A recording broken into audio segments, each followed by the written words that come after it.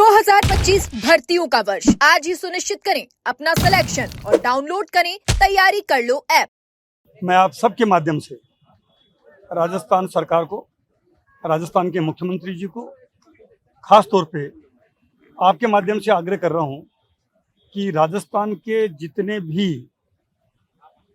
सरकारी कर्मचारी हों और चाहे ठेका कर्मी हों, वो अलग अलग तरह से आंदोलन कर रहे हैं। जब अशोक गहलोत जी के नेतृत्व में कांग्रेस की सरकार थी, तब जितने ठेका कर्मी राजस्थान में थे, ये ठेका कर्मियों का शोषण जो प्लेसमेंट एजेंसी हैं वो करती हैं। सरकार से पैसा लेती हैं ज़्यादा और कार्मिक को पैसा देती हैं कम। और इस शोषण से मुक्ति कैसे हो, इस बात के लिए पूरे राजस्थान के तमाम ठेका कर्मी अलग अलग समय से मुख्यमंत्री जी से तत्कालीन से मिले, हम लोगों से मिले और तमाम लोगों ने मुख्यमंत्री जी को उस वक्त आग्रह किया। तो राजस्थान के तत्कालीन मुख्यमंत्री अशोक गहलोत जी ने एक RLSDC कारपोरेशन बनाया और ये कहा कि आगे से राजस्थान में कम से कम शोषण से मुक्ति मिले तो ये कारपोरेशन के माध्यम से जितने भी ठेका कर्मी हैं, इसके माध्यम से वो सर्वे अपनी सेवाएं देंगे और कोई बीच में ठेका की जो ये प्लेसमेंट एजेंसी है ये नहीं होगी। ये बना दिया गया राजस्थान में। शायद देश में पहला राज्य राजस्थान है जहाँ पे ये कॉरपोरेशन बना। उसी के तहत अभी जो टीचर्स बैठे हैं, ये वोकेशनल ट्रेनर वेलफेयर एसोसिएशन के बैनर तले हमारे ये मोनू चौधरी जी हैं, पहले भी हमसे मिलते रहे हैं। आज भी इन्होंने हमें आग्रह किया कि आप एक बार देखो 45-46 डिग्री टेम्परेचर है और उसमें जो टीचर हैं, और ये टीचर वो टीचर हैं जो शिक्षा के अलावा जो इम्पोर्टेंट काम है, जो हुनर कैसे मिले बच्चों को, हमारे राजस्थान के बच्चों को शिक्षा के साथ, पढ़ाई के साथ साथ ब्यूटी का काम है या टेक्निकल जॉब, क्योंकि ज़माना अब आ गया है कि कोई कारपेंटर का काम करे, कोई बार्बर का काम करे, कोई ब्यूटिशियन का काम करे, कोई गाइड का काम करे, मतलब विभिन्न तरह की टेक्निकल नॉलेज भी बच्चों को मिले, जिसके माध्यम से उनको रोजगार के अवसर ज़्यादा मिले। उस एंगल से ये जो टीचर्स की 11 साल पहले 2014 में ये प्रक्रिया शुरू करी, ये प्रक्रिया प्लेसमेंट एजेंसी के माध्यम से शुरू हुई, लेकिन प्लेसमेंट एजेंसी ने इनका शोषण कर रहे हैं और 11 महीने से इनको लगातार 11 महीने बहुत बड़ी बात है, 11 महीने से इनको इनकी सैलरी नहीं मिल रही है, इनका मानदेय नहीं मिल रहा है। ये बहुत अफसोसजनक बात है। जैसा इन्होंने मुझे बताया कि ये मुख्यमंत्री जी से मिल चुके हैं, तमाम जो अधिकारी हैं उनसे मिल चुके हैं, तमाम मंत्रियों से मिल चुके हैं, लेकिन अभी तक इनके मामले में कोई सीरियसनेस सरकार नहीं ले रही। जबकि सरकार कह रही है कि हम सबका साथ सबका विकास कर रहे हैं। तो सबका साथ सबका विकास तो जब हो जब कोई भी राजस्थान में जो आंदोलन करे और वाजिब बात कहे, उसको मुख्यमंत्री जी को प्रायोरिटी पे लेके और इनकी सुनवाई करनी चाहिए और पर्सनली उनको देखना चाहिए कि क्या बात है। जो वोकेशनल प्रोफेशनल टीचर हैं, इनको सड़कों पर उतरना पड़ रहा है, गर्मी का टाइम है। जैसा ये बता रहे हैं कि मुख्यमंत्री जी मिले और उन्होंने बताया कि मुझे समझ में नहीं आ रहा है कि ये वोकेशनल प्रोफेशनल टीचर हैं क्या।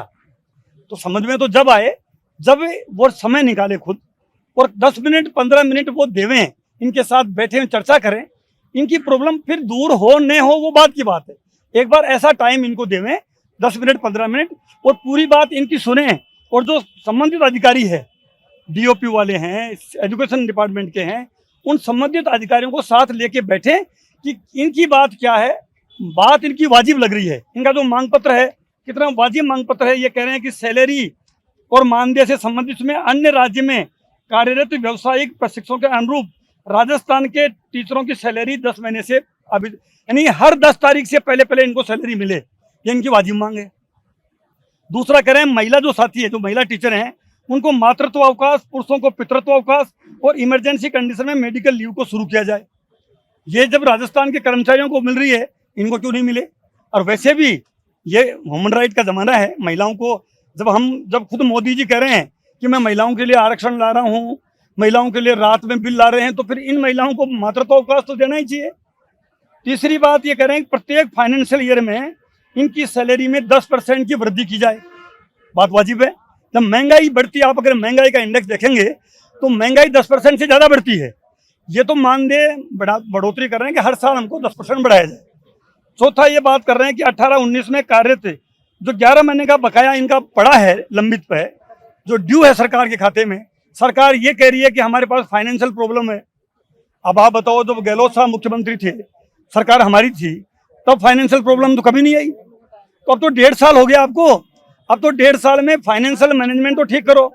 जब डबल इंजन की सरकार है, दोनों जगह आप केंद्र से अगर पैसा नहीं है तो केंद्र से मांग लो। अब तो कम से कम ये जो टीचर हैं, इनके लिए 11 महीने में कितना तो सैलरी है, 20,000 22,000 इनकी सैलरी है, और संख्या इनकी 5155 है, तो कोई बहुत बड़ा अमाउंट भी नहीं है। इस अमाउंट के लिए तो इनको विशेष व्यवस्था करनी चाहिए। 5वां ये कह रहे हैं कि जिला स्तर पर बजट नहीं होने के कारण इनको पिछले 4 से 15 महीने का बकाया है, वो मैंने बता ही दिया। और स्टार प्रोजेक्ट के तहत समस्त शिक्षा समस्त संचालकों को समग्र शिक्षा के अंतर्गत रखा जाए। अच्छा, एक और बता रहा हूं आपको कि ये जो वोकेशनल ट्रेनर वेलफेयर एसोसिएशन है, ये कह रही है कि हरियाणा जहां बीजेपी की सरकार है वहां पे ये लागू हो गया है, हिमाचल में जहां कांग्रेस की सरकार है अभी वहां हो गया है। तो अलग अलग राज्यों में बीजेपी की और कांग्रेस की सरकारों ने जब सबने कर दिया, तो राजस्थान सरकार को करने में क्या दिक्कत? तो मैं आपके माध्यम से इन सारे जो व्यवसायिक जो टीचर हैं, इनकी तरफ से आग्रह करता हूं माननीय मुख्यमंत्री जी से कि तत्काल इस बात को गंभीरता से लेके प्राथमिकता से इनकी सुनवाई करके, और अगर वो सीरियस होंगे तो मुझे पूरी उम्मीद है इनको गर्मी में बैठना नहीं पड़ेगा और इनके साथ न्याय होगा।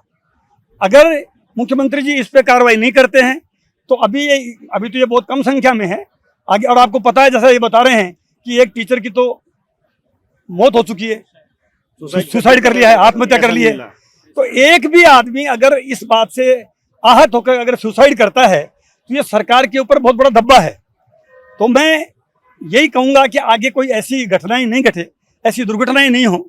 हमारा प्रदेश जो है वो बहुत प्रोस्पियर प्रदेश है, अमन चैन और शांति का है, इसलिए इसमें कायम रहे, ये भाईचारा कायम रहे। उसकी वजह से इनकी बात को गंभीरता से सुनाई करनी चाहिए। पुनः आपसे कहूंगा कि तत्काल प्रभाव से इनको बुला के, इनका डेलीगेशन को बुला के बात करनी चाहिए। प्रश्न है हमारा सर, जैसे अभी अशोक गहलोत जी ने जो जिले बनाए थे 50 से 53, उनको जैसे मुख्यमंत्री जी ने कम कर दिए या बंद कर दिए, खत्म कर दिए, तो जैसे आरएलएसबीसी का मुताबिक जैसे हमारे माननीय पूर्व मुख्यमंत्री अशोक गहलोत जी ने शुरू किया था, ये सभी ठेका कर्मचारियों के लिए बहुत शानदार अच्छी स्कीम थी, हम खुश हो रहे थे कि हमको ये मिलेगा और बदलाव सरकार इसको कंटिन्यू रखेगी। तो क्या लगता है कि ये जो भूतपूर्व सरकार की योजना थी आरएलएसबीसी, क्या इनको ये बंद करना चाहते हैं? इस पे सर थोड़ा सा इनको मतलब थोड़ी सद्बुद्धि हो जाए कि भाई हाँ ये बंद। हम तो आपके माध्यम से ये कहेंगे कि अगर हमारी कोई योजना जनता के लिए फायदेमंद नहीं है, उसको निश्चित रूप से बंद कर दे, हमें कोई आपत्ति नहीं। लेकिन सरकारें बदलती है, राज बदलता है, लेकिन हुक्म नहीं बदलता है। अगर कोई जन हितैषी, जैसे हमने जो शुरू की स्कीम, उसमें अगर कर्मचारियों को, भाई ठेका कर्मियों को शोषण नहीं हो, ये बात तो बीजेपी भी कहती थी। पहले बीजेपी के कई नेता मंत्री ऐसे आंदोलन जहाँ होते थे, वो आके बोल के जाते थे कि हमारी सरकार आएगी तो हम कोई शोषण नहीं होने देंगे। तो अब सरकार उनकी है, डबल इंजन की भी है, तो ठेका कर्मी का शोषण नहीं हो, ये बात हम भी चाहते हैं, तो उनको भी चाहना चाहिए। जब उन्होंने कमिटमेंट किया है तो अब क्या हो गया, उनकी सरकार है तो उनको करना चाहिए। ऐसी कई स्कीमें, आरजीएचएस जो है उसकी हालत बहुत खराब हो गई है, सरकारी कर्मचारी जो रिटायर हो गए हैं उनके लिए भी पैसा नहीं है, ये कह रहे हैं। आरजीएचएस के लिए लोग घूम रहे हैं। सरकारी स्कीमें जो अशोक गहलोत जी की सरकार में शुरू की, जनप्रिय योजनाएं, उनको तो कम से कम इनको बंद नहीं करना चाहिए।